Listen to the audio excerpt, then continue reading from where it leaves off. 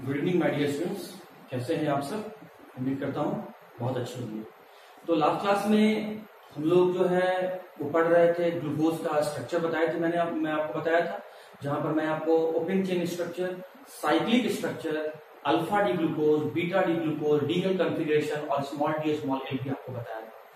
आज उसी ग्लूकोज का प्रिपरेशन और रिएक्शन हम लोग देखेंगे।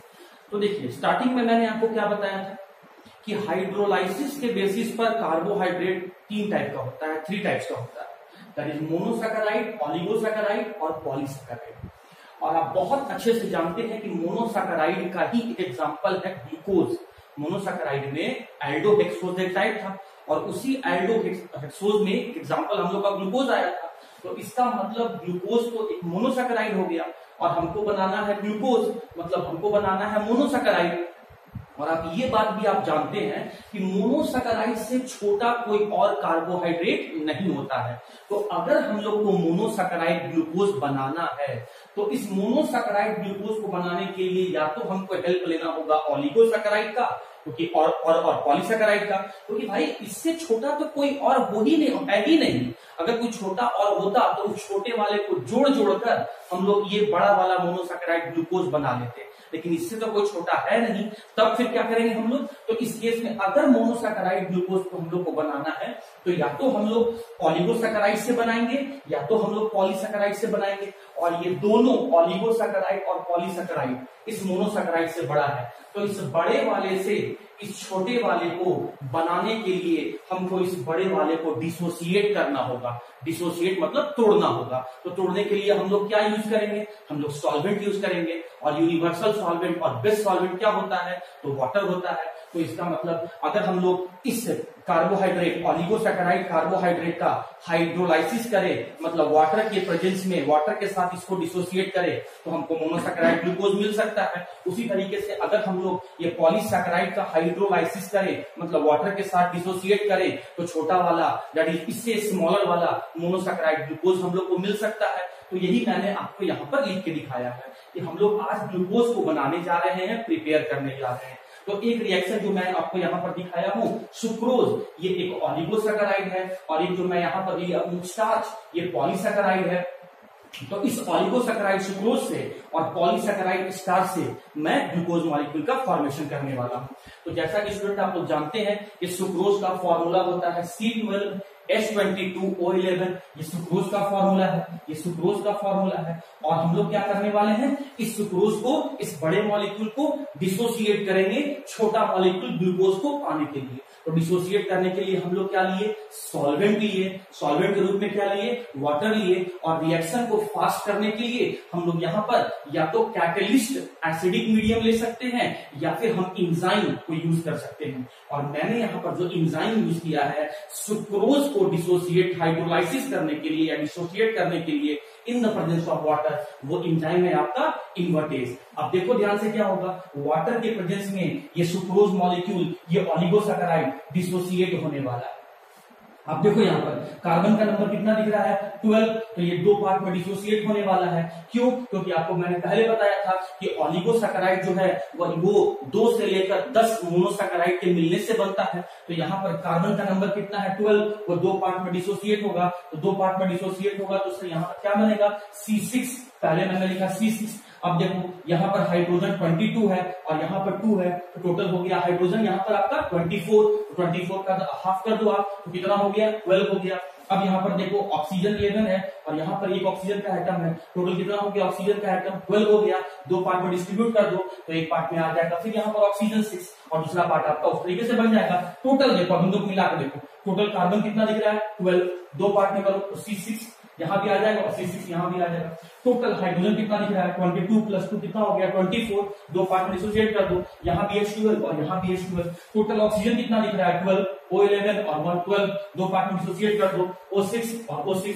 तो ये जो बना आपका यहाँ पर, ये बन गया आपका ग्लूकोज और ये बन गया आपका फ्रुक्टोज। जो आपको चाहिए, जिसके लिए आप रिएक्शन कर रहे हैं, वो आपका मेन प्रोडक्ट, और जो आपको नहीं चाहिए वो आपका बाई प्रोडक्ट। तो ये आपका बन गया मेन प्रोडक्ट और ये आपका बन गया बाई प्रोडक्ट। उसके बाद हम लोग क्या करेंगे कि अब हम लोग पॉलीसैकेराइड से इस मोनोसैकेराइड ग्लूकोज का फॉर्मेशन करेंगे। तो मैं कोई एक एग्जांपल ले रहा हूं पॉलीसैकेराइड का, और पॉलीसैकेराइड का जो एग्जांपल है वो मैंने ले लिया स्टार्च। और हम लोग को पता है स्टूडेंट कि स्टार्च जो है वो बड़ा मॉलिक्यूल, देखो इसके नाम में ही लगा हुआ है पॉलीसैकेराइड का मतलब शुगर, पॉली का मतलब होता है बहुत सारा मॉलिक्यूल, अरे बहुत सारा मोनोमर के मिलने से ही पॉली बनता है। और पॉलीमर को हम लोग कैसे रिप्रेजेंट करते थे, याद करें उसको हम लोग यहाँ पर स्क्रिप्ट में एन लिखते थे। पॉलीमर चैप्टर मैंने आपको पढ़ाया है, तो मैंने एक ले लिया स्टार्च मॉलिक्यूल। इस स्टार्च मॉलिक्यूल का फॉर्मूला यही है C6H10O5, और ऐसा बहुत सारा यूनिट जुड़ा हुआ रहता है स्टार्च में। तो खैर मैंने स्टार्च ले लिया, बड़ा मॉलिक्यूल है, इसको डिसोसिएट करना होगा तभी छोटा मॉलिक्यूल ग्लूकोज मिलेगा। डिसोसिएट करने के लिए हमने क्या लिया, वाटर मॉलिक्यूल लिया, इसीलिए प्रोसेस का नाम हमने क्या दिया, हाइड्रोलाइसिस। वाटर के प्रेजेंस में आप डिसोसिएट करवा रहे हो तभी नाम पड़ा हाइड्रोलाइसिस। किसका करवा रहे हो, स्टार्च करवा रहे हो, तो ले लिया मैंने। यहाँ जितना भी एन का वैल्यू रहेगा उतना ही एन का वैल्यू यहाँ पर रहेगा।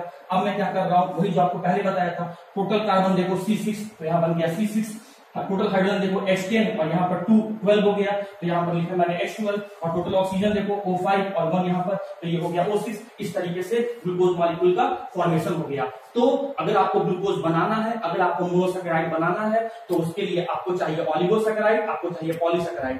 इन दोनों बड़े बड़े मॉलिक्यूल का जब आप हाइड्रोलाइसिस करेंगे, वाटर के प्रेजेंस में डिसोसिएट करेंगे, तो छोटा मॉलिक्यूल ग्लूकोज मिल जाएगा। इसीलिए ऑलिगोसैकेराइड के रूप में एग्जांपल में मैंने सुक्रोज लिया है, और पॉलीसैकेराइड के एग्जांपल में मैंने यहाँ पर स्टार्च लिया है, और दोनों ऑलिगोसैकेराइड और पॉलीसैकेराइड की हेल्प से मैंने ग्लूकोज मॉलिक्यूल का फॉर्मेशन। ओके स्टूडेंट्स, तो ग्लूकोज का प्रिपरेशन देखने के बाद हम लोग ग्लूकोज का केमिकल प्रॉपर्टीज देखते हैं, और इस चैप्टर का ये सबसे इंपॉर्टेंट क्वेश्चन है। आप ध्यान से देखना, इसमें आपको पहले कुछ बेसिक बात समझना होगा, क्योंकि हम तो इसके पहले ऑर्गेनिक केमिस्ट्री पढ़े नहीं है, तो रिएक्शन का आपको कोई आइडिया है नहीं। तो मैं आपको कुछ ट्रिक्स बता देता हूँ, कुछ हल्का फुल्का आपको आइडिया दे देता हूँ, रिएक्शन आपको बहुत आसानी से हो जाएगा। देखो तुम्हारे सिलेबस में, तुम्हारे एग्जाम में रिएक्शन क्या पूछता है, या तो ग्लूकोज का रिएक्शन तुमको HI in the presence of, इसको इन द प्रेजेंस ऑफ पढ़ते हैं, इन द प्रेजेंस ऑफ पढ़ते हैं इसको। तो पहला तुमको कहेगा कि ग्लूकोज का रिएक्शन करवाओ हाइड्रोजन आयोडाइड के साथ, HI के साथ, इन the presence of red phosphorus. अगर ये नहीं देगा तो फिर क्या देगा, आपको कहेगा ब्रोमीन के साथ रिएक्शन करवाओ इन द प्रेजेंस ऑफ वाटर। अगर ये नहीं देगा तो क्या कहेगा, कंसंट्रेटेड HNO3 के साथ रिएक्शन करवाओ। तो ग्लूकोज का आपके सिलेबस में इन तीनों का रिएक्शन पूछता है, इसीलिए बड़े ध्यान से समझना। देखो दोस्तों, ये bromine in the presence of water रहे या फिर कंसंट्रेटेड HNO3 रहे, ये दोनों का दोनों ऑक्सीडाइजिंग एजेंट है। और ऑक्सीडाइजिंग एजेंट का मतलब होता है जो दूसरे का ऑक्सीडेशन करवाता है, जो दूसरे का ऑक्सीडेशन करवाता है और खुद का रिडक्शन करवाता है। इस बात को तुम ऐसे समझो, मैरिज एजेंट तो क्या करवाता है, वो लोग दूसरे का मैरिज करवाता है, मैरिज एजेंट, और खुद का मुनाफा लेता है। बस का एजेंट जो दूसरे को बस का टिकट बेचता है, एजेंट मतलब दूसरे के लिए, जो दूसरे को बस का टिकट बेचता है और खुद फायदा लेता है। उसी तरीके से आ गया दोस्त आपका बैंक एजेंट, जो दूसरे को बैंक का काम समझाता है और खुद उसका मुनाफा लेता है या वाहवाही लूटता है। ऑक्सीडाइजिंग एजेंट जो दूसरे का ऑक्सीडेशन करेगा, ऑक्सीडाइजिंग एजेंट। रिड्यूसिंग एजेंट जो दूसरे का रिडक्शन करेगा, वो कहलाएगा आपका रिड्यूसिंग एजेंट। तो देखो HI in the presence of red phosphorus, ये रिड्यूसिंग एजेंट है, मतलब दूसरे का रिडक्शन करवाएगा। तो जिसके साथ इसको यूज करोगे तो ये आने वाले मॉलिक्यूल को रिड्यूस करेगा, इसीलिए कहला रहा है रिड्यूसिंग एजेंट। और ये दोनों है आपका ऑक्सीडाइजिंग एजेंट, मतलब दूसरे को ये ऑक्सीडाइज करेगा, इसके साथ जिसका भी तुम रिएक्शन करवाओगे ये दोनों मिलके उसका ऑक्सीडेशन कर देगा। अब बात आया स्टूडेंट कि ऑक्सीडेशन क्या होता है, रिडक्शन क्या होता है, तो इस बात को समझ लो। ऑक्सीजन को जोड़ना या ऑक्सीजन का नंबर को बढ़ा देना, ऑक्सीजन को जोड़ना या ऑक्सीजन का नंबर को बढ़ा देना, इसी को ऑक्सीडेशन कहते हैं। देखो नाम में भी OD लिखा हुआ है, तो आप समझ लेना कि ऑक्सीजन को अगर हम ऐड कर रहे हैं या ऑक्सीजन का नंबर इंक्रीज करवा दे रहे हैं तो वो हो गया ऑक्सीडेशन। अब इधर आ जाओ, इसमें आपको ऐड करना है किसको, हाइड्रोजन को। या तो हाइड्रोजन को जोड़ो या ऑक्सीजन को हटा दो। हाइड्रोजन का नंबर को बढ़ाना, हाइड्रोजन को जोड़ना, या फिर ऑक्सीजन को हटा देना या हटा देना, इसी को कहेंगे रिडक्शन। तो एक लाइन में अभी याद रखो, ऑक्सीजन को जोड़ना ऑक्सीडेशन, रिडक्शन को हाइड्रोजन को जोड़ना रिडक्शन, जो दूसरे को ऑक्सीडाइज करेगा ऑक्सीडाइजिंग एजेंट, जो दूसरे को रिड्यूस करेगा वो है रिड्यूसिंग एजेंट। अब एक इंपॉर्टेंट बात समझ लो, देखो दोस्तों यहां पर जो मैं अभी बताने वाला हूं इन दोनों रिएक्शन के लिए, अगर आपने अल्कोहल का ऑक्सीडेशन किया तो वो एल्डिहाइड में बदल जाएगा, और अगर आपने एल्डिहाइड का ऑक्सीडेशन किया तो वो एसिड में कन्वर्ट हो जाएगा।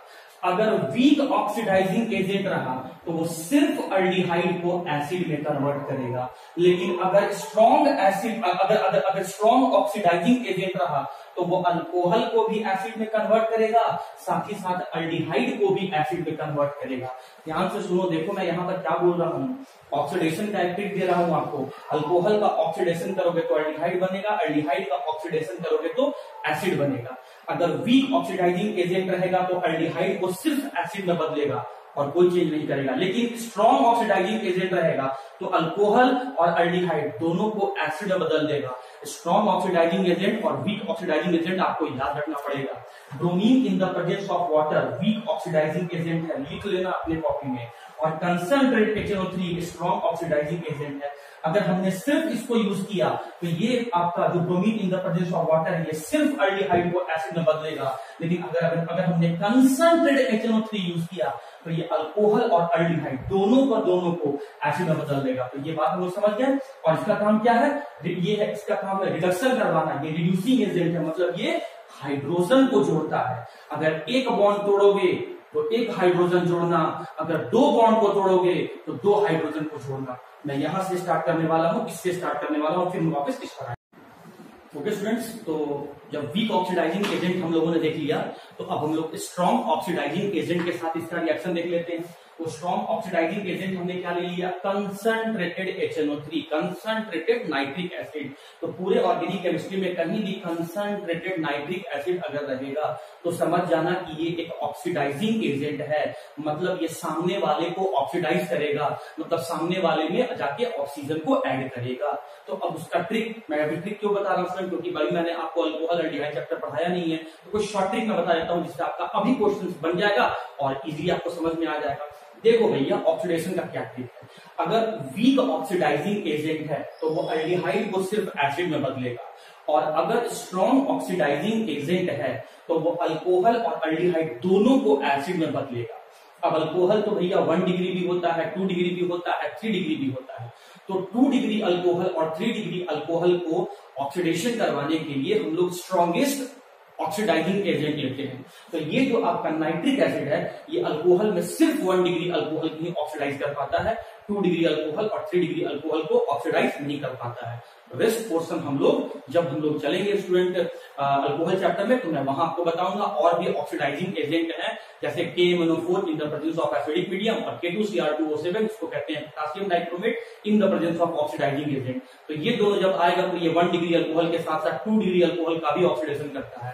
बट आपको सिर्फ यहाँ पर याद रखना है कि नाइट्रिक एसिड जो है वो एल्डिहाइड का ऑक्सीडेशन करेगा और 1 डिग्री अल्कोहल का ऑक्सीडेशन करेगा। किसमें? एसिड में। और एसिड के लिए क्या लिखना आप? कार्बोक्सिल लिखना। तो जहां एल्डिहाइड रहे, जहां CHO ग्रुप रहे उसको हटा के कार्बोक्सिल ग्रुप लगा देना, और जहां 1 डिग्री अल्कोहल यानी CH2OH हाइड्रोक्सी मिथाइल रहे उसको हटा के कार्बोक्सिल लगा देना। अब आप देख सकते हो कि ये रहा ग्लूकोज मॉलिक्यूल, ये रहा ऑक्सीडाइजिंग एजेंट, इसका ऑक्सीडेशन करवाएगा, स्ट्रॉन्ग है तो इसका मतलब एल्डिहाइड के साथ साथ 1 डिग्री अल्कोहल को भी ऑक्सीडाइज करेगा। तो एल्डिहाइड कहाँ है? हेड पर है। 1 डिग्री अल्कोहल कहाँ है? टेल पर है। मतलब हेड के साथ साथ आपको टेल पर भी ऑक्सीडेशन करवाना है, मतलब एल्डिहाइड को हटाओ, इस हेड पर भी कार्बोक्सिल को लगाओ, और टेल पर भी यहाँ पर हाइड्रोक्सी मिथाइल को हटाओ और यहाँ पर भी कार्बोक्सिल को लगाओ। तो इस एल्डिहाइड की जगह मैंने यहाँ पर कार्बोक्सिल ग्रुप लगा दिया।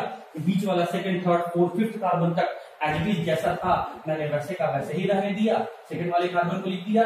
3rd वाला कार्बन था जैसा था वैसा का वैसे ही लिख दिया। 4th वाला जैसा था वैसा का वैसे ही लिख दिया। 5th वाला जैसा था वैसा का वैसे ही लिख दिया। और 6th वाले में 1 डिग्री अल्कोहल हाइड्रोक्सी मिथाइल है, इसको भी ऑक्सीडाइज किया है तो ये भी acid that is carboxyl group में कन्वर्ट हो जाएगा।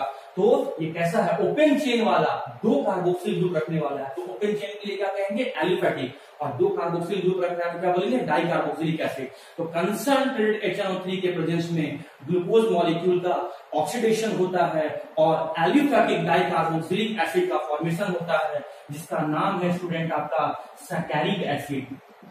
सैकैरिक एसिड, सैकैरिक एसिड। अगर यूपैक नेम आप इसका लिखना चाहोगे तो नंबरिंग आप टॉप से भी कर सकते हो, बॉटम से भी कर सकते हो, क्योंकि दोनों जगह आपका कार्बोक्सिल लगा हुआ है। तो 1 2 3 4 5 6 कितना कार्बन हो गया? 6। इसके लिए क्या लिखोगे? हेक्स। सिंगल सिंगल बॉन्ड के लिए क्या लिखोगे? एन। तो ये हो गया आपका हेक्सेन, हेक्सेन। अच्छा, हेक्सेन हो गया। अब यहाँ पर आप इन दोनों के लिए फंक्शनल ग्रुप के लिए आप कर सकते हो 1 पर और 6 पर डायोइक एसिड। तो ये हो गया हेक्सेन 1,6 डायोइक एसिड। लेकिन साथ ही साथ स्टूडेंट आपका सब्स्टिट्यूएंट भी प्रेजेंट है। तो अगर आपने नंबरिंग यहां से किया, मैं रफ में बता देता हूं, अगर आपने नंबरिंग यहां से किया तो ये वाला सब्स्टिट्यूएंट हो गया, ये सब्स्टिट्यूएंट हो गया, ये सब्स्टिट्यूएंट हो गया, ये सब्स्टिट्यूएंट हो गया, ये भी तो फंक्शनल ग्रुप है, लेकिन इस कार्बोक्सिल के प्रेजेंस में ये सारा का सारा सब्स्टिट्यूएंट है। तो पहले सब्स्टिट्यूएंट का नाम लिखा जाता है, तो क्या लिखोगे? 2 3 4 5। कितनी बार हो गया? 4। 2 3 4 5 टेट्रा हाइड्रोक्सी। इसके लिए हाइड्रोक्सी हो गया, 4 बार टेट्रा हो गया। 2 3 4 5 टेट्रा हाइड्रोक्सी। 6 कार्बन के लिए हेक्स, सिंगल बॉन्ड के लिए एन, और फर्स्ट पर और 6 पर कार्बोक्सिल है तो 1,6 dioic acid, hexane 1,6 dioic acid. तो नाम मैं फिर से बोल देता हूं, second, third, 2 3 4 5 tetra hydroxy hexane 1,6 dioic acid. ये इसका यूपैक नेम हो गया। बट इतना लंबा चौड़ा नाम लिखने की जरूरत नहीं है, आप कॉमन नेम लिख लो, दैट इज सैकैरिक एसिड। तो काम की बात क्या हुआ? Conc HNO3 strongest oxidising agent के प्रेजेंस में ग्लूकोज जो है वो सैकैरिक एसिड बनाता है। Bromine in the presence of water के प्रेजेंस में, वीक ऑक्सीडाइजिंग एजेंट के प्रेजेंस में ग्लूकोज जो है वो आपका ग्लूकोनिक एसिड बनाता है। और HI in the presence of red phosphorus के प्रेजेंस में, जो कि रिड्यूसिंग एजेंट है, ग्लूकोज जो है वो नॉर्मल हेक्सेन का फॉर्मेशन करता है। पहला है रिएक्शन जो हम देखने जा रहे हैं, रिएक्शन मैं शॉर्ट में लिख रहा हूं, रिएक्शन ऑफ ग्लूकोज, इसको शॉर्ट में लिख रहा हूं, reaction of glucose with HI in the presence of red phosphorus. और जैसे ही एग्जाम में स्टूडेंट आपको ये रिएजेंट दिखे, तुरंत समझ जाना कि इसका काम है रिडक्शन करवाना। ये दूसरे को रिड्यूस करता है। ये जिसके साथ आ गया, इसके या कह सकते हैं इसके साथ जो आ गया, ये उसको सामने वाले को रिड्यूस कर देगा। तो इसके सामने अभी ग्लूकोज आया है, तो इसका मतलब ये ग्लूकोज मॉलिक्यूल को रिड्यूस करने वाला है। और रिडक्शन का मतलब मैंने आपको बताया था, हाइड्रोजन को जोड़ना और ऑक्सीजन को हटाना।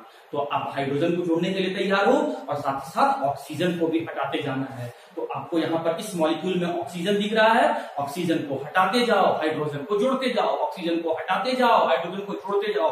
मैं बार बार बोल रहा हूँ, ऑक्सीजन को हटाते जाओ, हाइड्रोजन को जोड़ते जाओ। अगर दो बॉन्ड, अगर आप वहां से दो बॉन्ड को तोड़ रहे हैं, दो बॉन्ड को हटा रहे हैं, तो दो हाइड्रोजन को जोड़ देना। अगर एक ही बॉन्ड को तोड़ रहे हो तो एक ही हाइड्रोजन को जोड़ना। और हटाना किसको है? ऑक्सीजन को। उसी जगह जोड़ना किसको है? हाइड्रोजन को। तो चलो यहां से स्टार्ट करते हैं। यहां से ऑक्सीजन को हटाना है। ऑक्सीजन को हटाने के लिए हमको दोनों बॉन्ड को डिसोसिएट करना होगा। तो दो बॉन्ड को हटाया, यहां से दो बॉन्ड को हटाया, तो दो हाइड्रोजन को जोड़ोगे। तो अगर इस कार्बन के पास दो हाइड्रोजन आ गया तो दो हाइड्रोजन और एक हाइड्रोजन, ये टोटल कितना हाइड्रोजन हो गया हम लोग के पास? 3 हाइड्रोजन हो गया। तो इसके लिए हम लोगों ने क्या लिख दिया? CH3। इसका काम हो गया। अब यहां से आ जाओ, फर्स्ट वाले कार्बन का हो गया। मैं नंबरिंग कर देता हूं, फर्स्ट वाले कार्बन का काम हो गया। क्या किया मैंने? ऑक्सीजन को हटाया। ऑक्सीजन को हटा के मैं इसलिए क्या जोड़ूंगा? हाइड्रोजन को जोड़ूंगा। दो बॉन्ड को डिसोसिएट कर रहा हूं, तो दो बॉन्ड को डिसोसिएट किया तो दो हाइड्रोजन को जोड़ा। तो जब इसके पास दो हाइड्रोजन जुड़ा तो एक हाइड्रोजन पहले से था, तो 2 + 1 हो गया 3। तो यहाँ पर आ गया CH3। फर्स्ट कार्बन काम हो गया। सेकंड कार्बन पे आ जाओ। हमको यहाँ पर रिडक्शन करना है, मतलब ऑक्सीजन को हटाकर हाइड्रोजन को जोड़ना है। तो देखिए, ऑक्सीजन को हटाने के लिए मैंने ये बॉन्ड यहां से हटाया, तो एक बॉन्ड तोड़ा, तो एक हाइड्रोजन जोड़ूंगा। तो एक हाइड्रोजन पहले से था और एक हाइड्रोजन आपने जोड़ा, तो ये क्या हो गया? CH2। इसलिए यहां हो गया CH2। तो ये मैंने लिख दिया CH2। अब यहां से आ जाओ, हटाना किसको है? ऑक्सीजन को। हटाने के लिए क्या किया? एक बॉन्ड तोड़ा। तो एक बॉन्ड तोड़ा तो कितना हाइड्रोजन को जोड़ोगे? एक हाइड्रोजन को जोड़ोगे। तो एक हाइड्रोजन लेफ्ट में, एक हाइड्रोजन राइट में, टोटल हाइड्रोजन कितना हो गया? 2 हो गया। यहाँ पर क्या बन गया? CH2। यहाँ भी हो गया CH2। इसका भी काम हो गया भाई। अब आ जाओ फोर्थ वाले पर। एक यहाँ से ऑक्सीजन को हटाना है, तो ऑक्सीजन को हटाएंगे तो बदले में क्या जोड़ेंगे? हाइड्रोजन को। कितना बॉन्ड को तोड़ रहे हो? एक बॉन्ड को तोड़ रहे हो, तो एक ही हाइड्रोजन को जोड़ोगे। तो एक हाइड्रोजन लेफ्ट में, एक हाइड्रोजन आपने राइट में जोड़ा, तो CH2 यहाँ भी हो गया। 4 कार्बन का काम हो गया। जब पार्टनर पर फिर से एक बॉन्ड को तोड़ोगे, तो यहां से एक बॉन्ड को तोड़ोगे तो एक हाइड्रोजन को जोड़ोगे, तो हो गया CH2। फिर आ जाओ स्टूडेंट लास्ट में। देखो लास्ट में तो यही कहानी लिखा हुआ है, थोड़ा मैं इसको एक्सपैंड करके फैला के लिख देता हूं। फिर से आपने एक बॉन्ड को तोड़ा, किस लिए? ऑक्सीजन को हटाने के लिए। तो एक बॉन्ड को तोड़ोगे तो कितने हाइड्रोजन को जोड़ोगे? एक ही हाइड्रोजन को जोड़ोगे। तो 2 हाइड्रोजन तो पहले था, एक और हाइड्रोजन आपने जोड़ दिया, तो ये क्या बन गया आपका? CH3। अब देखो आपका यहाँ पर ये कंटिन्यूअस चेन बन रहा है। कितने कार्बन का? 1 2 3 4 5 6 कार्बन के लिए आप क्या कहते हो? X।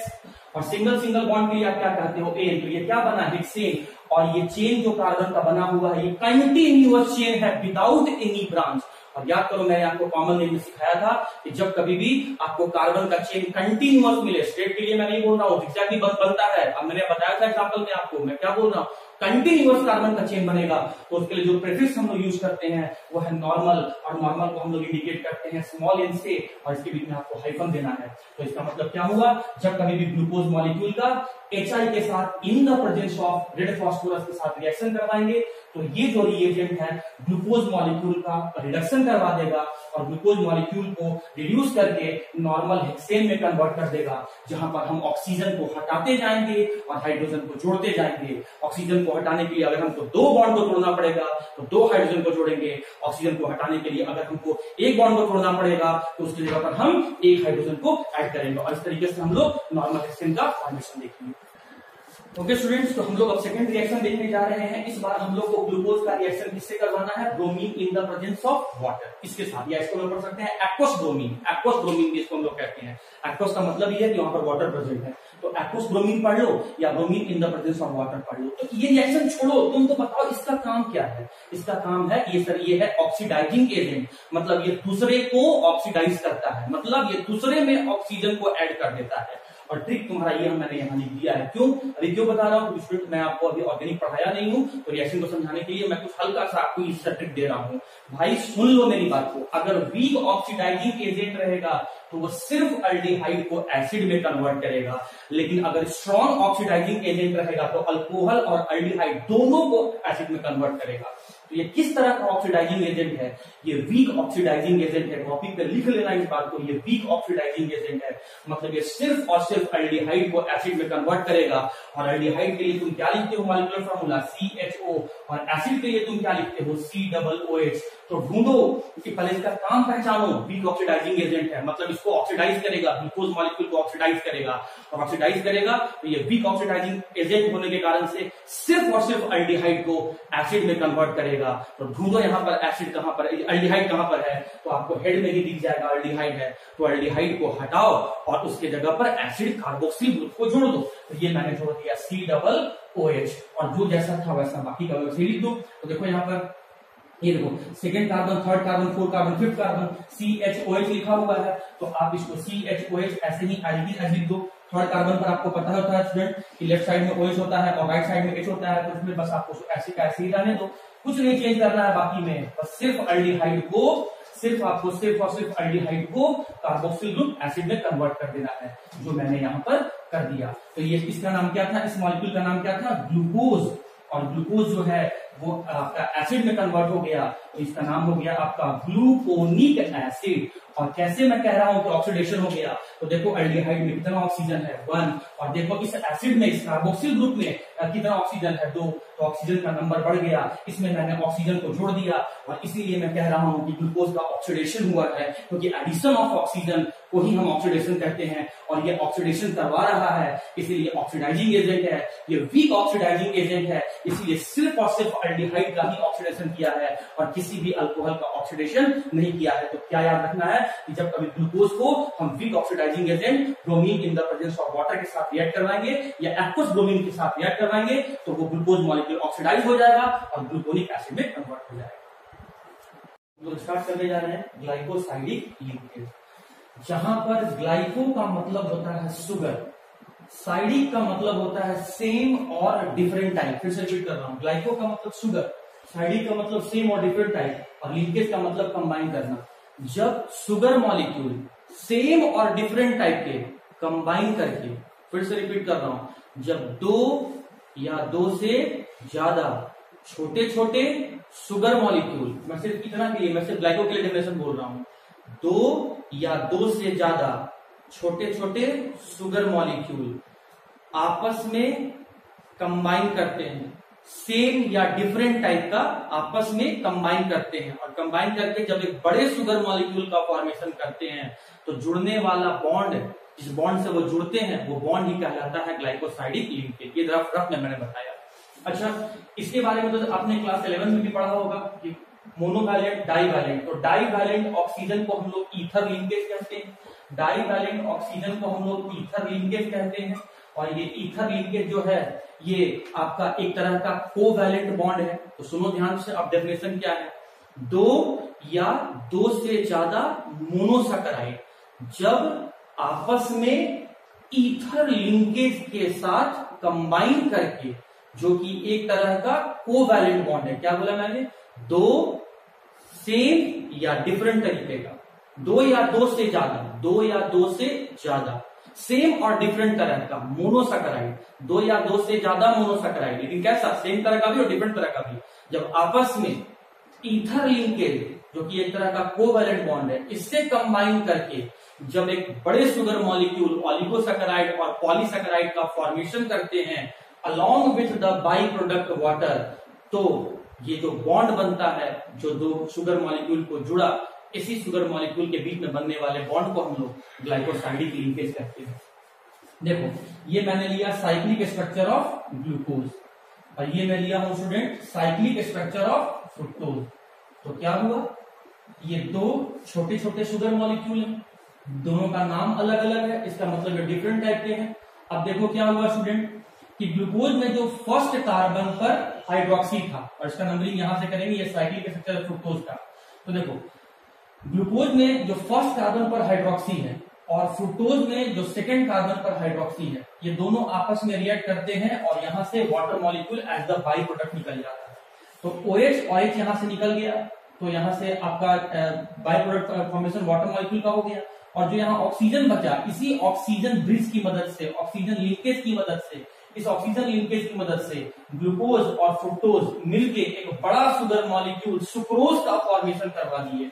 तो दो छोटे छोटे सेम या डिफरेंट तरह का मोनोसैकेराइड आपस में ईथर लिंकेज से कंबाइन करके, जो कि एक तरह का कोवैलेंट बॉन्ड है, ईथर लिंकेज से कंबाइन करके जब एक बड़े शुगर मॉलिक्यूल ऑलिगोसैकेराइड या पॉलीसैकेराइड का फॉर्मेशन करते हैं अलोंग विथ बाई प्रोडक्ट, तो बनने वाला यही ether linkage oxygen divalent oxygen linkage is known as the glycosidic linkage. और रफ में अगर बात करोगे तो दो मोनोसैकेराइड, ये ले लो, समझे बात कैसे, ये मोनोसैकेराइड है, ये मोनोसैकेराइड है, और इसको मैं बोलूंगा ईथर लिंकेज। दो मोनोसैकेराइड या दो से ज्यादा मोनोसैकेराइड जब आपस में ईथर लिंकेज के साथ, मोनोसैकेराइड ईथर लिंकेज, दो मोनोसैकेराइड जब आपस में ईथर लिंकेज के साथ कंबाइन करके ऑलिगोसैकेराइड और पॉलीसैकेराइड बनाते हैं, तो बनने वाला ईथर लिंकेज को ही हम लोग ग्लाइकोसाइडिक बॉन्ड कहते हैं। तो इस तरीके से स्टूडेंट हम लोग का कार्बोहाइड्रेट्स पूरे तरीके से कंप्लीट हो गया। अब हम लोग कल स्टार्ट करेंगे प्रोटीन। ओके स्टूडेंट्स, तो मोनोसैकेराइड डिस्कस करने के बाद अब हम लोग आते हैं दूसरे टाइप के कार्बोहाइड्रेट, दैट इज ऑलिगोसैकेराइड। तो देखो भाई, इस ऑलिगोसैकेराइड में सैकेराइड का मतलब होता है शुगर, मतलब हम लोग फिर शुगर मॉलिक्यूल के बारे में पढ़ने वाले हैं। ऑलिगो का मतलब होता है स्टूडेंट फ्यू, और फ्यू कितना नंबर को हम लोग फ्यू मानेंगे, 2 से लेकर 10 कि इस नंबर को हम लोग फ्यू मानेंगे। मतलब अगर कोई कार्बोहाइड्रेट वाटर के साथ रिएक्ट करके, किसके साथ रिएक्ट करके, वाटर के साथ रिएक्ट करके, कोई भी कार्बोहाइड्रेट अगर वाटर के साथ रिएक्ट करके और अगर वो फिर डिसोसिएट होकर 2 से 10 शुगर मॉलिक्यूल का फॉर्मेशन करता है, मैं फिर से बोल रहा हूं, कोई भी कार्बोहाइड्रेट या वैसे कार्बोहाइड्रेट जो वाटर के साथ रिएक्ट करके अगर वो डिसोसिएट हो जाते हैं और डिसोसिएट होने पर 2 से लेकर 10 शुगर मॉलिक्यूल या मोनोसैकेराइड का फॉर्मेशन करते हैं, तो वैसे कार्बोहाइड्रेट को ऑलिगोसैकेराइड कहते हैं। मैं फिर से रिपीट कर देता हूं, वैसे सभी कार्बोहाइड्रेट जो वाटर के साथ रिएक्ट करके अगर वो डिसोसिएट हो जाते हैं और डिसोसिएट होने पर 2 शुगर मॉलिक्यूल से लेकर 10 शुगर मॉलिक्यूल तक, मतलब 2 या 3 या 4 या 5 या 6 या 7 या 8 या 9 या 10,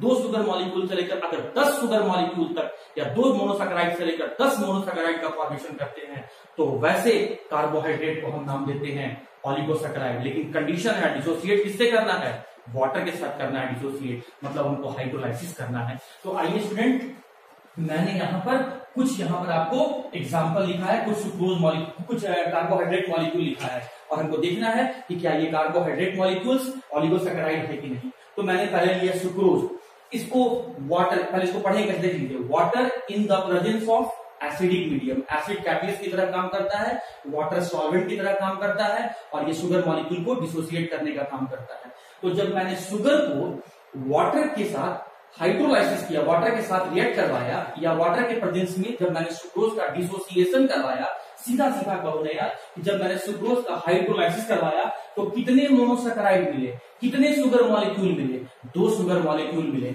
और हमने पहले ही कहा था कि वैसे सभी कार्बोहाइड्रेट जो डिसोसिएट होने पर, हाइड्रोलाइसिस होने पर जो 2 से लेकर 10 मोनोसैकेराइड देगा तो उसे हम ऑलिगोसैकेराइड कह सकते हैं। इसका मतलब ये ऑलिगोसैकेराइड है। फिर मैंने लैक्टोज का हाइड्रोलाइसिस किया, इसको कैसे पढ़ोगे? Water in the presence of acid medium, या एसिडिक मीडियम यहाँ क्या काम करता है? एसिड यहाँ क्या काम करता है? कैटलिस्ट का काम करता है। वाटर का रोल क्या है? सॉल्वेंट का रोल प्ले करता है, मतलब ये इस शुगर मॉलिक्यूल को डिसोसिएट करने का काम करता है। तो जब लैक्टोज का आपने हाइड्रोलाइसिस किया, 2 शुगर मॉलिक्यूल का फॉर्मेशन किया, इसका मतलब लैक्टोज भी ऑलिगोसैकेराइड है। फिर आपने माल्टोज शुगर का हाइड्रोलाइसिस किया, मतलब वाटर के प्रेजेंस में, water in the presence of acidic medium के प्रेजेंस में जब आपने इसका डिसोसिएशन किया, सीधा सीधा माल्टोज का जब आपने हाइड्रोलाइसिस किया तो 2 छोटे छोटे ग्लूकोज के मॉलिक्यूल मिल रहे हैं। ये फिर प्रूव कर रहा है कि ये भी माल्टोज भी आपका ऑलिगोसैकेराइड है। फिर एक शुगर है जिसका नाम है रैफिनोज, जब इसका मैंने हाइड्रोलाइसिस किया तो ग्लूकोज, फ्रुक्टोज और गैलेक्टोज, मतलब 3 शुगर मॉलिक्यूल या कह सकते हैं 3 मोनोसैकेराइड का फॉर्मेशन हुआ, इसलिए रैफिनोज भी आपका ऑलिगोसैकेराइड है। स्टैचियोज, जब इसका मैंने हाइड्रोलाइसिस किया तो 1, 2 मतलब 1 ग्लूकोज मिला, 1 फ्रुक्टोज मिला और 2 गैलेक्टोज मिला, तो 4 शुगर मॉलिक्यूल मिल रहे हैं, 4 मोनोसैकेराइड मिल रहे हैं। तो हम लोग कह सकते हैं स्टैचियोज भी आपका ऑलिगोसैकेराइड है। क्यों? क्योंकि ये जितने भी शुगर लिखे गए हैं, सुक्रोज, लैक्टोज, माल्टोज, रैफिनोज और स्टैचियोज, ये जितने भी शुगर मॉलिक्यूल हैं, ये हाइड्रोलाइसिस करने पर, मतलब वाटर के साथ रिएक्ट करवाने पर खुद डिसोसिएट हो जाते हैं या 2 से लेकर 10 शुगर मॉलिक्यूल का फॉर्मेशन कर रहे हैं, इसीलिए सारे के सारे ये ऑलिगोसैकेराइड है। अब टूटने के बाद कितने शुगर मॉलिक्यूल दे रहे हैं, फॉर्मेशन कर रहे हैं, टूटने के बाद कितने शुगर मॉलिक्यूल का फॉर्मेशन कर रहे हैं, उस हिसाब से ऑलिगोसैकेराइड को क्लासिफाई किया गया है 3 टाइप में, डाइसैकेराइड, ट्राइसैकेराइड और टेट्रासैकेराइड।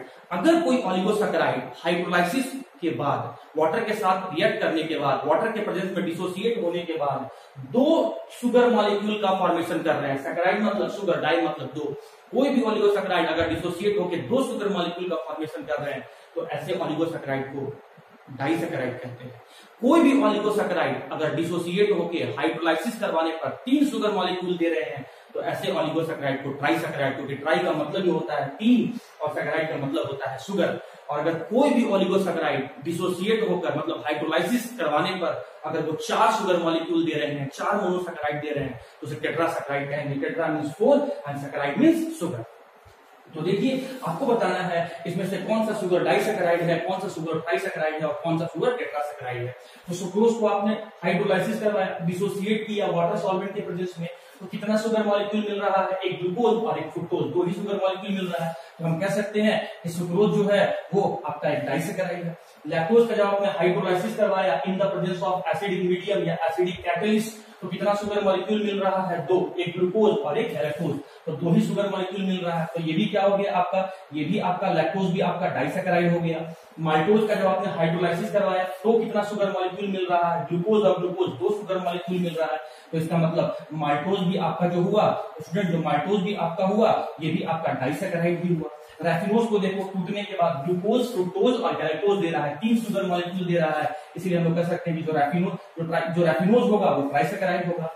स्टैचियोज को देखो, जब इसका हाइड्रोलाइसिस करवा रहे हैं तो 1 ग्लूकोज, 1 फ्रुक्टोज और 2 गैलेक्टोज, मतलब 4 शुगर मॉलिक्यूल दे रहा है, इसीलिए कह सकते हैं कि जो स्टैचियोज होगा वो टेट्रासैकेराइड का एग्जांपल होगा। तो ये रहा स्टूडेंट ऑलिगोसैकेराइड, टाइप्स ऑफ ऑलिगोसैकेराइड, और ये मैंने कुछ एग्जांपल लिख दिया है। और आपके एग्जामिनेशन पॉइंट ऑफ व्यू से आपको सिर्फ डाइसैकेराइड आपको पढ़ना है, जहां पर आपके एग्जाम में पिछले साल भी क्वेश्चन आया था और हर साल अल्टरनेट साल में रिपीट होता है कि सुक्रोज का हाइड्रोलाइसिस करवाने पर, लैक्टोज का हाइड्रोलाइसिस करवाने पर या माल्टोज का हाइड्रोलाइसिस करवाने पर कौन कौन से शुगर मॉलिक्यूल मिलते हैं विद रिएक्शन लिखो। ट्राइसैकेराइड और टेट्रासैकेराइड नहीं पूछा जाता है, तो उम्मीद करते हैं इतना आपको समझ में आया होगा। अब हम लोग इन तीनों का रिएक्शन देखेंगे, सुक्रोज, लैक्टोज और, तो बारी बारी से हम लोग डाइसैकेराइड को डिस्कस करते हैं। सबसे पहले हम लोग स्टार्ट करते हैं सुक्रोज।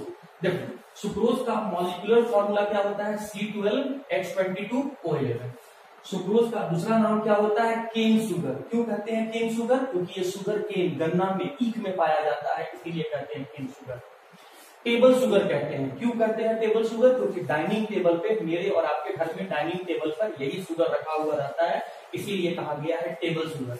इसको कहते हैं कॉमर्शियल शुगर। क्यों कहते हैं कॉमर्शियल शुगर? क्योंकि मार्केट में इसी शुगर का खरीद बिक्री किया जाता है।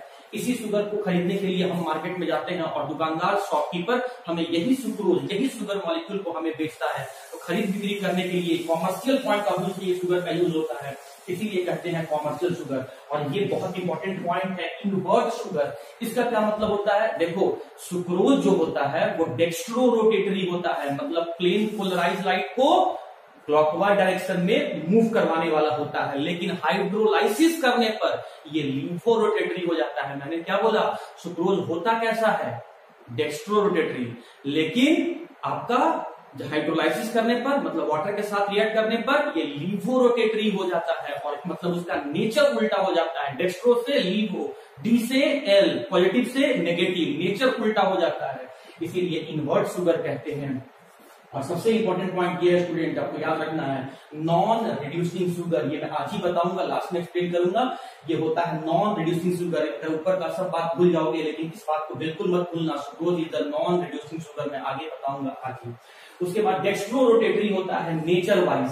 डेक्स्ट्रो रोटेटरी होता है, कहने का मतलब क्या भाई? कहने का मतलब ये प्लेन पोलराइज लाइट को क्लॉकवाइज डायरेक्शन में मूव करवाता है, लेकिन हाइड्रोलाइसिस करने पर कैसा हो जाता है? Laevo rotatory. लेकिन अगर क्वेश्चन पूछा जाए कि सर सुक्रोज डेक्स्ट्रो रोटेटरी है कि लीवो रोटेटरी है, तो आपको डेक्स्ट्रो ही बोलना है, क्योंकि जरूरी नहीं कि हर बार सुक्रोज का हाइड्रोलाइसिस हो ही, वो आप करवाते हैं, वो अपने आप नहीं होता है, वो नेचुरल फेनोमेनन नहीं है, वो आपको करवाना पड़ता है। स्पॉन्टेनियस प्रोसेस नहीं है, वो नॉन स्पॉन्टेनियस प्रोसेस है, उसको आपको करवाना पड़ता है दोस्त। इसीलिए आप सीधा सीधा कहेंगे कि sucrose is dextro rotatory in nature.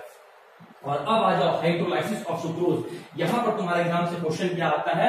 What are the product form? लिख लेना, मैंने क्वेश्चन को लिख के भी दिया है आपको। What are the product form on hydrolysis of sucrose? मतलब सुक्रोज का जब हम लोग वाटर के साथ रिएक्शन करवाते हैं तो वो डिसोसिएट होके कौन कौन सा शुगर मॉलिक्यूल का फॉर्मेशन करता है। तो मैंने लिखा पहले सुक्रोज, और आपने बोला हाइड्रोलाइसिस करने को, तो ये मैंने लिया water molecule in the presence of acid catalyst, acidic medium catalyst. और अगर कैटलिस्ट नहीं लेना है तो एंजाइम ले लो, दोनों रेट ऑफ रिएक्शन को इंक्रीज करने वाला है, मतलब रिएक्शन की स्पीड को बढ़ाने वाला है। और रिएक्शन कितना आसान है, वाटर सॉल्वेंट के प्रेजेंस में ये सॉल्यूट मॉलिक्यूल डिसोसिएट हो जाएगा। कार्बन कितना है? C12।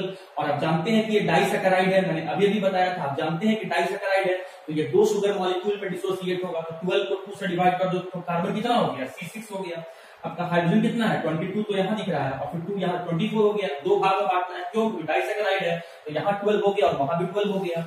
ऑक्सीजन कितना है? 11 और 1 12। डाइसैकेराइड है तो 12 को भी दो भाग में बांटो, कितना हो गया? O6 और O6। तो एक मॉलिक्यूल बनता है आपका ग्लूकोज और एक मॉलिक्यूल बनता है आपका फ्रुक्टोज। तो जब सुक्रोज का हम लोग हाइड्रोलाइसिस करते हैं तो ग्लूकोज और फ्रुक्टोज बनता है स्टूडेंट। और याद रखना, आपको देखो बाकी लोग क्या लिखता है वो छोड़ो, बाकी लोग क्या करता है कि सिर्फ नाम लिख के आ जाता है ग्लूकोज और फ्रुक्टोज है, लेकिन मैं आपको सजेस्ट करता हूं कि आप पूरा लिखेंगे alpha D glucose and beta D fructose. इससे एग्जामिनर पे स्टूडेंट अच्छा इंप्रेशन पड़ता है। एग्जामिनर को मालूम चलता है कि बच्चा जो है वो अल्फा भी समझ रहा है और कैपिटल डी भी समझ रहा है। और अल्फा के बारे में मैंने आपको कल बताया था कि साइक्लिक स्ट्रक्चर में जब OH hydroxy group first carbon पर राइट हैंड साइड में रहे, अल्फा क्या बता रहा है कि फर्स्ट कार्बन पर hydroxy group right hand side में रहे। और कैपिटल डी क्या बता रहा है? फिफ्थ कार्बन पर, ये फर्स्ट के लिए था, ये फिफ्थ कार्बन पर है, फिफ्थ कार्बन पर hydroxy group right hand side में है with respect two hydroxy methyl. तो ये हो गया अल्फा डी ग्लूकोज और इस तरीके से आपका बीटा डी फ्रुक्टोज। तो सुक्रोज का हाइड्रोलाइसिस करने पर alpha D glucose and beta D fructose का फॉर्मेशन होता है। पूरा नाम और पूरा रिएक्शन लिख के आना। ये मैंने बता दिया मॉलिक्यूलर फॉर्मूला, ये मैंने बता दिया आपको अदर नेम, इनवर्ट शुगर क्यों कहते हैं ये मैंने आपको बता दिया। नॉन रिड्यूसिंग शुगर मैं आपको तुरंत बताने वाला हूँ। पूछा जाए नेचर वाइज क्या होता है तो डेक्स्ट्रो होता है, और फिर मैंने आपको इसका हाइड्रोलाइसिस। ओके स्टूडेंट, तो अगले जो एग्जांपल है डाइसैकेराइड का वो मैं ले रहा हूं लैक्टोज। इसका मॉलिक्यूलर फॉर्मूला क्या है? C12H22O11। अब आप सोचोगे सर कि अभी तो आप बताए थे सुक्रोज का यही फॉर्मूला है, लैक्टोज का भी यही फॉर्मूला बता रहे हो, तो जितने भी डाइसैकेराइड हैं सभी का एक ही फॉर्मूला है, मतलब सुक्रोज, लैक्टोज और माल्टोज, ये तीनों का फॉर्मूला एक ही है, that is C12H22O11। Other name lactose का क्या है? Milk sugar. ये मिल्क में पाया जाता है, इसीलिए लैक्टोज को कहते हैं मिल्क शुगर। ये रिड्यूसिंग शुगर है। रिड्यूसिंग शुगर और नॉन रिड्यूसिंग शुगर क्या होता है स्टूडेंट, मैं आज बताऊंगा, बट अभी तो आप याद करके रखो कि ये रिड्यूसिंग शुगर है। और पॉइंट नंबर 4 क्या है? डेक्स्ट्रो रोटेटरी इन नेचर, मतलब प्लेन पोलराइज लाइट को ये क्लॉकवाइज डायरेक्शन में मूव करवा देते हैं। अब आ जाओ हाइड्रोलाइसिस ऑफ लैक्टोज, मतलब जब लैक्टोज को वाटर के प्रेजेंस में आप डिसोसिएट करवाओगे तो क्या बनेगा। तो सबसे पहली बात आपको दिमाग में रखना है कि लैक्टोज एक डाइसैकेराइड है। अगर वाटर सॉल्वेंट के प्रेजेंस में इसको डिसोसिएट करवाया गया तो 2 मोनोसैकेराइड या 2 छोटे छोटे शुगर के मॉलिक्यूल मिलेंगे। तो जब ये मैंने लिया दोस्तों स्टूडेंट, ये मैंने लिया लैक्टोज, फॉर्मूला वही है जो सुक्रोज का था क्योंकि डाइसैकेराइड है। हाइड्रोलाइसिस करवाना है, मतलब सॉल्वेंट के रूप में वाटर लेना है। कैटलिस्ट आप यहाँ पर H+ ले लो, एसिडिक मीडियम के प्रेजेंस में। तो डाइसैकेराइड है तो इसका मतलब 2 शुगर मॉलिक्यूल में टूटेगा। तो कौन कौन एलिमेंट है? Carbon, hydrogen, oxygen. जितना टोटल नंबर है उसको 2 भाग में डिस्ट्रीब्यूट कर दो, 2 पार्ट में डिस्ट्रीब्यूट कर दो। तो टोटल कार्बन कितना है इसमें? 12। तो 2 पार्ट में डिस्ट्रीब्यूट करो, कितना कितना आ जाएगा? C6 और C6।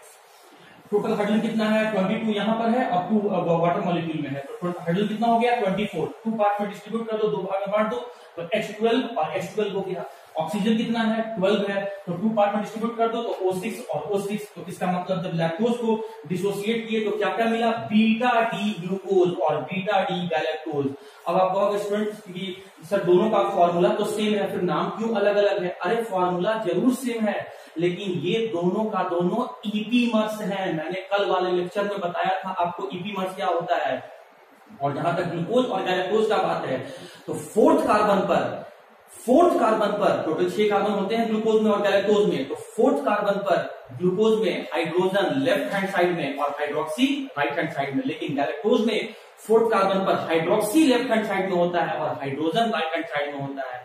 मतलब इन दोनों में ग्लूकोज और गैलेक्टोज में फोर्थ कार्बन पर H और OH का पोजीशन अपोजिट होता है। ये दोनों में डिफरेंस है। पॉइंट नंबर 2, ग्लूकोज जहां मोर स्टेबल है, गैलेक्टोज उसके कंपैरिजन में लेस स्टेबल है। तो स्टूडेंट ये दोनों डिफरेंस है ग्लूकोज और गैलेक्टोज में, लेकिन ये सब आपको एग्जाम में नहीं लिखना है। आपको तो इतना लिखना है कि जब आपने लैक्टोज का हाइड्रोलाइसिस किया तो आपको बीटा डी ग्लूकोज और बीटा डी गैलेक्टोज मिलता है। और बीटा का मतलब आपको मैंने बताया था कि फर्स्ट कार्बन पर OH किधर रहेगा? लेफ्ट हैंड साइड में।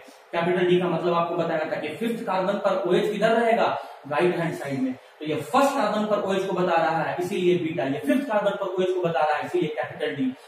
तो लैक्टोज का हाइड्रोलाइसिस करवाने पर beta D glucose and beta D galactose मिलता है। Other name, molecular formula, reducing sugar, nature और इसका हाइड्रोलाइसिस इतना आप याद रखना। ओके स्टूडेंट्स, तो डाइसैकेराइड का अब हम तीसरा एग्जांपल पढ़ने जा रहे हैं। मैंने आपको सुक्रोज और लैक्टोज बता दिया, माल्टोज। सुक्रोज और लैक्टोज दोनों इंपॉर्टेंट है। तो माल्टोज फिर डाइसैकेराइड है और सभी डाइसैकेराइड का मॉलिक्यूलर फार्मूला सेम होता है, C12H22O11। इसका दूसरा नाम है माल्ट शुगर। माल्ट शुगर कहते हैं क्योंकि ये जर्मिनेटिंग सीड, जब आप सीड को आप जब अंडरग्राउंड में, जब ग्राउंड में आप लगाते हो ताकि उससे प्लांट वगैरह निकले, तो उस समय जो सीड्स होते हैं उस सीड में आप जो शुगर पाया जाता है वो शुगर यही माल्टोज है। तो इसीलिए इसको माल्ट शुगर कहा जाता है, माल्ट शुगर कहा जाता है। या बहुत सारे ऐसे वेजिटेबल्स हैं या फ्रूट्स हैं जिसका हम लोग सीड कंज्यूम करते हैं, सीड खाते हैं, तो दोस्त ये सीड्स में प्रेजेंट होता है इसीलिए कहते हैं माल्ट शुगर। नेचर वाइज ये भी रिड्यूसिंग शुगर होता है। क्या है रिड्यूसिंग शुगर ये मैं बताऊंगा। और फिर उसके बाद डेक्स्ट्रो रोटेटरी होता है, मतलब ये भी प्लेन पोलराइज लाइट को क्लॉकवाइज में मूव करवाने वाला होता है। अब आया हाइड्रोलाइसिस ऑफ माल्टोज, मतलब माल्टोज का हमको हाइड्रोलाइसिस करवाना है। हाइड्रोलाइसिस का मतलब आपको याद होना चाहिए कि सॉल्वेंट के रूप में वाटर लेना है डिसोसिएट करवाने के लिए इन the presence of acid catalyst. आपने माल्टोज का फॉर्मूला लिख दिया और आपको पता है कि माल्टोज डाइसैकेराइड है, तो तय बात है कि वाटर मॉलिक्यूल के प्रेजेंस में अगर इसको डिसोसिएट किया जाए तो 2 छोटे छोटे शुगर के मॉलिक्यूल मिलने वाले हैं। देखो यहाँ देखो सॉल्यूट और सॉल्वेंट दोनों में देखो कार्बन का नंबर कितना दिख रहा है? 12। तो 12 को 2 भाग में डिस्ट्रीब्यूट करो। 2 भाग में क्यों डिस्ट्रीब्यूट कर रहे हो? क्योंकि ये डाइसैकेराइड है, 2 ही पार्ट में 12 डिसोसिएट होगा, वही छोटे छोटे शुगर मॉलिक्यूल बनाएगा। तो कार्बन 12 को डिसोसिएट किया तो C6 और C6 आ गया। टोटल हाइड्रोजन कितना है? 22 यहाँ और 2 यहाँ, 24। तो 2 भाग में फिर बांटो तो 12 हो जाएगा, तो 12 हो गया। O11 और यहाँ पर एक ऑक्सीजन, 12 ऑक्सीजन है, 2 भाग में बांटो तो O6 हो गया।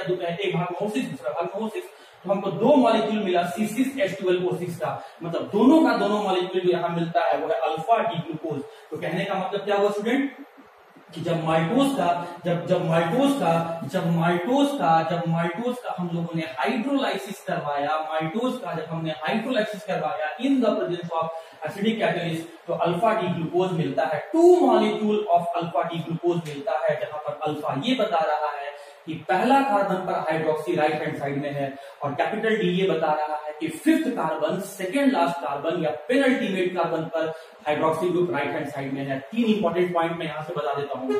जब सुक्रोज का आप हाइड्रोलाइसिस करोगे तो alpha D glucose and beta D fructose, जब लैक्टोज का हाइड्रोलाइसिस करवाओगे तो alpha D glucose beta D glucose and beta D galactose, किसके लिए? ये था लैक्टोज के लिए। और जब आप माल्टोज का हाइड्रोलाइसिस करवाओगे तो 2 मॉलिक्यूल मिलेगा आपका अल्फा डी ग्लूकोज का। ये तीनों रिएक्शन इंपॉर्टेंट है, लेकिन तीनों में सुक्रोज और लैक्टोज आपका इंपॉर्टेंट है। तो इस तरीके से स्टूडेंट मैंने आपका ऑलिगोसैकेराइड कंप्लीट कर दिया। अब मैं आ रहा हूं ओके स्टूडेंट्स, तो ऑलिगोसैकेराइड के बाद मैं आ रहा हूं पॉलीसैकेराइड। सैकेराइड का मतलब तो होता है शुगर, पॉली का मतलब होता है मेनी, मतलब बहुत सारे शुगर मॉलिक्यूल के मिलने से बनने वाला बड़ा शुगर मॉलिक्यूल को हम लोग कहते हैं पॉलीसैकेराइड। अब इसका दूसरा डेफिनेशन सुनो, हाइड्रोलाइसिस के बेसिस पर सुनो।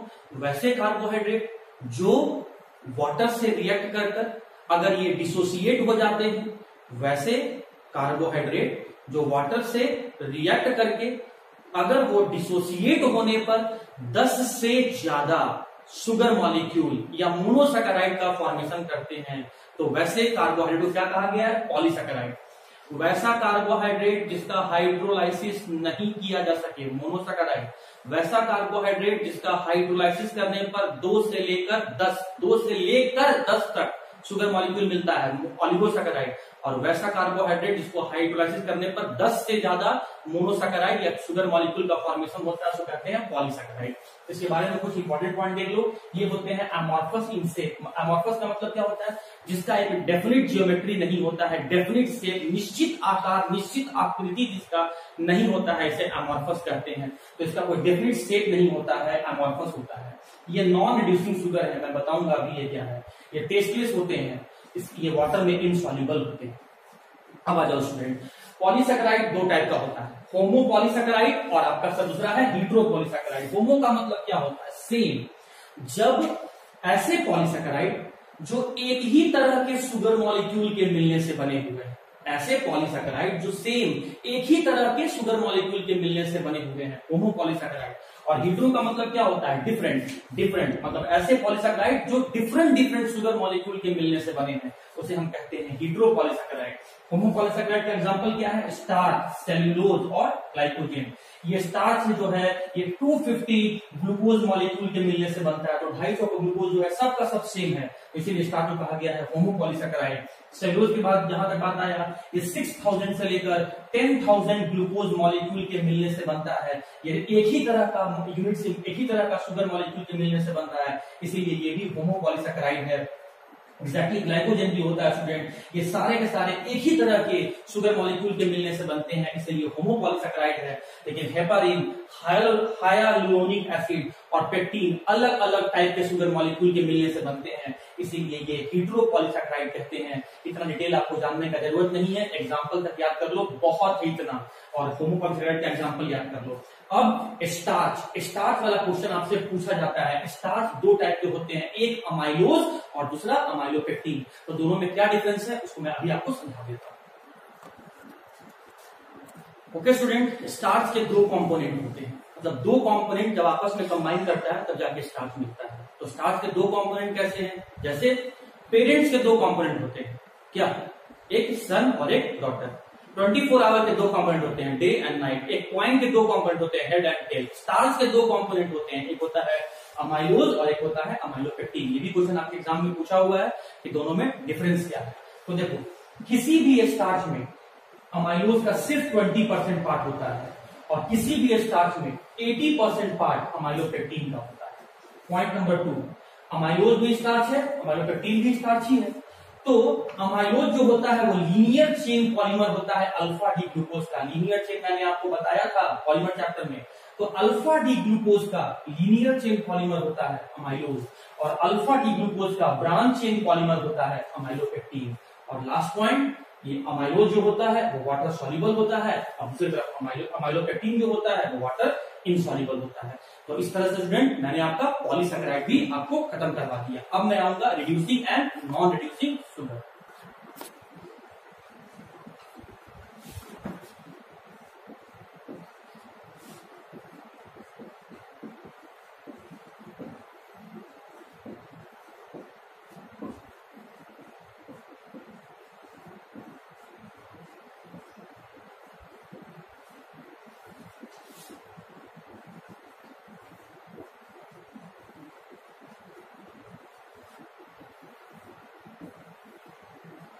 ओके स्टूडेंट्स, तो आपके एग्जामिनेशन पॉइंट ऑफ व्यू से अगला टॉपिक भी बहुत इंपॉर्टेंट है कि रिड्यूसिंग शुगर क्या होता है और नॉन रिड्यूसिंग शुगर क्या होता है। देखो पहले बात को समझो। एक साइंटिस्ट था जिसका नाम था टॉलेंस।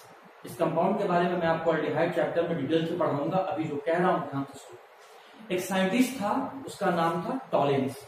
वो क्या किया, सिल्वर नाइट्रेट AgNO3 और अमोनियम हाइड्रोक्साइड दोनों को कंबाइन करके रिएक्ट करवा के एक कंपाउंड का फॉर्मेशन किया। कौन, टॉलेंस। किस किस को कंबाइन किया, सिल्वर नाइट्रेट और अमोनियम हाइड्रोक्साइड को। जब इन दोनों को कंबाइन किया तो एक मॉलिक्यूल का फॉर्मेशन कुछ बना होगा, कुछ प्रोडक्ट के रूप में बना होगा। तो टॉलेंस एक कंपाउंड बनाया, उस कंपाउंड को वो अपने नाम पर दे दिया और उसको कहा गया टॉलेंस रिएजेंट। कंपाउंड क्या है मैं बताता हूं। उसी तरीके से फेलिंग भी एक साइंटिस्ट था। फेलिंग भी एक साइंटिस्ट था। वो भी क्या किया कि CuSO4 कॉपर सल्फेट और NaOH with Rochelle salt, copper sulphate और सोडियम हाइड्रोक्साइड का विथ रॉसचेली सॉल्ट। मैं सब पढ़ाऊंगा, अल्डिहाइड चैप्टर में सब पढ़ना है। अभी जो मैं बोल रहा हूं उसको ध्यान से सुनो, इतना कॉम्प्लिकेटेड बना के मत पढ़ो, इसको इजी बना के पढ़ो। फेलिंग क्या किया कि इन दोनों कंपाउंड को रिएक्ट करवा के एक नया प्रोडक्ट बनाया, एक नया कंपाउंड बनाया और उसको अपने नाम पर दे दिया। जैसे मान लो ना यार कि देखो ये पेन का कैप है और ये पेन का आपका लिखने वाला पोर्शन है ना, मेन पोर्शन है। ये पेन का बाई प्रोडक्शन पेन का कैप है और ये पेन का पूरा बॉडी है। मैंने क्या किया, हेड को और बॉडी को कंबाइन कर दिया और नाम दे दिया पेन नाम दे दिया। उसी तरीके से क्या किया कि सिल्वर नाइट्रेट और अमोनियम हाइड्रोक्साइड को कंबाइन कर दिया, और कंबाइन कौन किया, टॉलेंस। तो नाम क्या दे दिया, टॉलेंस रिएजेंट। उस तरीके से कॉपर सल्फेट और सोडियम हाइड्रोक्साइड को कंबाइन कर दिया, कौन, फेलिंग, और कुछ बना के उस कंपाउंड को नाम दे दिया फेलिंग सॉल्यूशन। तो देखो स्टूडेंट, अगर आपको ये बात समझ में आया है तो आप यहां पहले ध्यान से देखो, रफ में बता रहा हूं। वैसा शुगर जो रिड्यूस कर सके, जो रिड्यूस करे किसको, टॉलेंस रिएजेंट को और फेलिंग सॉल्यूशन को। देखो नाम में ही इसका मतलब छुपा हुआ है। वो सभी शुगर के मॉलिक्यूल, वो सभी कार्बोहाइड्रेट जो रिड्यूस कर सके टॉलेंस रिएजेंट को और फेलिंग सॉल्यूशन को, उसे ही हम कहते हैं रिड्यूसिंग शुगर। फिर से बोल रहा हूं सुनना, वैसे शुगर के मॉलिक्यूल या वैसे कार्बोहाइड्रेट जो टॉलेंस रिएजेंट और फेलिंग सॉल्यूशन दोनों को रिड्यूस कर सके और खुद को ऑक्सीडाइज कर सके, वैसे शुगर को हम लोग रिड्यूसिंग शुगर कहते हैं। फिर से सुनो, ध्यान से सुनना, वैसे शुगर मॉलिक्यूल जो टॉलेंस रिएजेंट को, जो फेलिंग सॉल्यूशन को रिड्यूस कर सके और खुद को ऑक्सीडाइज कर सके, वैसे ही शुगर को, वैसे ही कार्बोहाइड्रेट को हम लोग रिड्यूसिंग शुगर कहते हैं। अब रिड्यूस कर सके उसका भी तुम मतलब समझो। देखो इंक्रीज, इसको मतलब लिख रहा हूं increase in the positive value, increase in the positive value. अगर पॉजिटिव वैल्यू बढ़ते चला जा रहा है तो वो ऑक्सीडेशन हो रहा है। अभी रिएक्शन बताऊंगा तो उसका जरूरत पड़ेगा। और अगर पॉजिटिव में वैल्यू घट रहा है, पॉजिटिव वैल्यू जो है बच्चे वो डिक्रीज करते जा रहा है, वो घटते जा रहा है, तो समझ जाना रिडक्शन है। देखो इसको मुझे मिटाना पड़ेगा, इसलिए इसको अपने दिमाग में रखना। अगर पॉजिटिव में वैल्यू बढ़ रहा है मतलब +1 से क्या हो जाए +2 हो जाए, या +1 से क्या हो जाए +3 हो जाए, +1 से क्या हो जाए +4 हो जाए, या फिर +2 से क्या हो जाए +3 +4 हो जाए, +3 से क्या हो जाए +4 +5 +6 हो जाए। मतलब पॉजिटिव में वैल्यू बढ़ते चला जाए तो ऑक्सीडेशन, और पॉजिटिव में वैल्यू घटते चला जाए तो उसी को रिडक्शन कहते हैं। और रिड्यूसिंग शुगर के बारे में क्या बोला, जो टॉलेंस और फेलिंग सॉल्यूशन को रिड्यूस कर सके और खुद को ऑक्सीडाइज कर सके, उसे कहेंगे हम लोग रिड्यूसिंग शुगर। अब स्टूडेंट, जो मैंने आपको बात अभी बताया उसी बात को मैं रिएक्शन से समझा देता हूं। मैंने क्या बोला था, शुगर या कार्बोहाइड्रेट जो रिड्यूस कर सके किसको, टॉलेंस रिएजेंट को और फेलिंग सॉल्यूशन को। तो टॉलेंस और फेलिंग को तो रिड्यूस कर रहा है, तो खुद को क्या कर रहा है, ऑक्सीडाइज कर रहा है। और इसी बात को हम लोग यहाँ पर समझते हैं, ध्यान से देखना। देखो दोस्त, ये मैंने एक शुगर मॉलिक्यूल लिया जिसका नाम है ग्लूकोज, और टॉलेंस क्या किया, सिल्वर नाइट्रेट और अमोनियम हाइड्रोक्साइड दोनों को रिएक्ट करवाया और एक कंपाउंड बना दिया, और इसी का नाम टॉलेंस रिएजेंट है। इस कंपाउंड का नाम टॉलेंस रिएजेंट, ठीक है। अब अगर ये शुगर मॉलिक्यूल इसको रिड्यूस कर दिया तो ये शुगर कहलाएगा रिड्यूसिंग शुगर, और अगर ये शुगर मॉलिक्यूल इसको रिड्यूस नहीं कर सका तो ये कहलाएगा नॉन रिड्यूसिंग शुगर। इसको क्या करे, रिड्यूस करे, तो खुद को क्या करेगा, ऑक्सीडाइज। चलो देख लेते हैं भैया, देखो जरा आप यहाँ पर इस शुगर मॉलिक्यूल में पहले ऑक्सीजन का नंबर, अल्डिहाइड में ऑक्सीजन का नंबर कितना है, 1। इसमें देखो ऑक्सीजन का नंबर कितना है, 2। ऑक्सीजन का नंबर क्या हो गया, बढ़ गया। ऑक्सीजन का नंबर बढ़ना को क्या कहते हैं, ऑक्सीडेशन। मतलब शुगर मॉलिक्यूल ने खुद का अपना ऑक्सीडेशन कर लिया है। और आओ स्टूडेंट, इसमें हम लोग जो मेटल सिल्वर है इसका हम लोग आपका ऑक्सीडेशन नंबर निकालते हैं। ऑक्सीडेशन नंबर आपको निकालने आता होगा, सिल्वर का निकालना है तो इसका x मान लो, तो 2 इंटू एक्स, 2x हो गया, प्लस ये अमोनिया न्यूट्रल है, नेचर वाइज न्यूट्रल होता है, इसके ऊपर कोई चार्ज नहीं होता है तो 0, तो ये 2 इंटू 2 4, और 0 इंटू 4 क्या हो गया स्टूडेंट, 0, प्लस ऑक्सीजन के ऊपर चार्ज कितना होता है, -2, तो 2 इंटू -2 कितना हो गया, -4। हाइड्रोजन का कितना होता है, +1, 2 इंटू 1 कितना हो गया, 2, और इसके ऊपर कोई चार्ज नहीं है तो इक्वल टू क्या कर दो, 0। इसको सॉल्व करते हैं तो 2x -4 और +2 कितना हो गया, -2 इक्वल्स टू 0। x बराबर सॉल्व करोगे तो कितना आएगा, +1। यहाँ पर सिल्वर का ऑक्सीडेशन स्टेट कितना है, +1। कोई भी मेटल, चलो प्रोडक्ट साइड में, कोई भी मेटल अगर अकेले होता है तो उसका ऑक्सीडेशन नंबर कितना होता है, 0। पॉजिटिव में वैल्यू बढ़ा कि घटा, पॉजिटिव में वैल्यू घट गया, और पॉजिटिव में वैल्यू घटना रिड्यूस हो जाना, इसी को क्या कहेंगे, रिडक्शन। तो देखो इसका हो गया है, इस टॉलेंस रिएजेंट का हो गया है रिडक्शन। किसने करवाया है, इस शुगर मॉलिक्यूल ने करवाया है टॉलेंस रिएजेंट का रिडक्शन। कैसे मालूम चला कि रिडक्शन हुआ है, पहले मेटल का ऑक्सीडेशन स्टेट +1 था, बाद में 0 हो गया, पॉजिटिव में वैल्यू घट गया, तो इसका मतलब था कि इसका रिडक्शन हुआ है। तो ये शुगर मॉलिक्यूल अपना करवाया ऑक्सीडेशन और इसका कर दिया रिडक्शन। इसका रिडक्शन कौन किया, ये शुगर मॉलिक्यूल किया, और तो बदले में ये इसका क्या किया, ऑक्सीडेशन किया। तो वैसे शुगर मॉलिक्यूल जो टॉलेंस रिएजेंट का रिडक्शन करवा दे और खुद अपना ऑक्सीडेशन करवा दे, वैसे शुगर मॉलिक्यूल को हम लोग कहते हैं रिड्यूसिंग शुगर। और वैसे शुगर मॉलिक्यूल जो टॉलेंस रिएजेंट का रिडक्शन नहीं करवाए, साथ ही साथ अपना ऑक्सीडेशन भी नहीं करवाए, तो ऐसे शुगर को हम लोग कहते हैं नॉन रिड्यूसिंग शुगर। जितने भी मोनोसैकेराइड हैं सब रिड्यूसिंग शुगर हैं, दूसरी तरफ जितने भी पॉलीसैकेराइड हैं सब नॉन रिड्यूसिंग शुगर हैं। अब आ गया बीच में ऑलिगोसैकेराइड। तो ऑलिगोसैकेराइड में आपके एग्जामिनेशन पॉइंट ऑफ व्यू से 3 एग्जांपल इंपॉर्टेंट है, सुक्रोज, लैक्टोज और आपका माल्टोज। तो सुक्रोज को छोड़ दो, लैक्टोज और माल्टोज ये रिड्यूसिंग शुगर है, और सुक्रोज जो हो गया वो नॉन रिड्यूसिंग शुगर है। सुन लो फिर से, मैं रिवाइज करा देता हूं। नाम में लिखा हुआ है ऐसे शुगर मॉलिक्यूल जो रिड्यूस करवाते, किसको भाई, टॉलेंस रिएजेंट और फेलिंग सॉल्यूशन को। जो भी शुगर का मॉलिक्यूल कार्बोहाइड्रेट रिड्यूस करवा देगा उसी शुगर को हम लोग कहेंगे रिड्यूसिंग शुगर, और जो टॉलेंस और फेलिंग सॉल्यूशन को रिड्यूस नहीं करवा सके उसे कहेंगे नॉन रिड्यूसिंग शुगर। अब कार्बोहाइड्रेट को मैं 3 पार्ट में बांटा था, monosaccharide, oligosaccharide, polysaccharide. Monosaccharide reducing sugar में चला गया, पॉलीसैकेराइड नॉन रिड्यूसिंग शुगर में चला गया, बीच में कौन बचा आपका, ऑलिगोसैकेराइड। ऑलिगोसैकेराइड में कितना एग्जांपल था, 3। कौन कौन सा, सुक्रोज, लैक्टोज और माल्टोज। सुक्रोज चला गया नॉन रिड्यूसिंग शुगर, और लैक्टोज और माल्टोज जो है रिड्यूसिंग शुगर है। तो बच्चे आप रिड्यूसिंग शुगर का 2 एग्जांपल याद रखना, ग्लूकोज और फ्रुक्टोज रिड्यूसिंग शुगर का, और नॉन रिड्यूसिंग शुगर का एक एग्जांपल तो जरूर याद रखना कि lactose is the non reducing sugar. तो ये रहा आपका रिड्यूसिंग शुगर और नॉन रिड्यूसिंग शुगर। और ग्लाइकोसाइडिक लिंकेज वो मैं समझा देता हूं, कार्बोहाइड्रेट आपका खत्म हो जाएगा। तो आइए समझते हैं ग्लाइकोसाइडिक लिंकेज क्या होता है।